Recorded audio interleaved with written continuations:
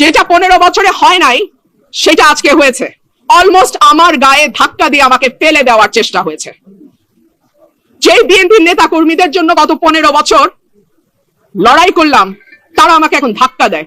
তো ঠিক আছে, ধাক্কার বদলে তো ধাক্কা আসবেই, তাই না? সেটাই হয়েছে। দর্শক, রুমিন ফারহানা কি বলছে সেটা আর আমি রিপ্লাই করতে চাই না, কারণ সেটা আপনার ইতিমধ্যে শুনেছেন। কিন্তু তার একটা কথা আমি বলে রাখি, যে কিনা টক শোতে গেলে মনে করেন যে যদি সে 15টা কথা বলে, এর মধ্যে প্রায় 13টা কথা থাকবে জামাত শিবিরের বদনাম করে। কিন্তু তার এই কথার মাধ্যমে প্রমাণ হলো তারা তাদের ভিতরে যে সংঘর্ষটা সৃষ্টি করেছে তাদের একই দলের মধ্যে, তার মধ্যে প্রায় 13টা কথা থাকবে জামাত শিবিরের বদনাম করে। কিন্তু তার এই কথার মাধ্যমে প্রমাণ হলো তারা তাদের ভিতরে যে সংঘর্ষটা সৃষ্টি করেছে তাদের একই দলের মধ্যে, করে তার দলের সংস্কারটা খুব বেশি প্রয়োজন ছিল। ঠিক আছে, আজকে মানুষ হাহা দিচ্ছে।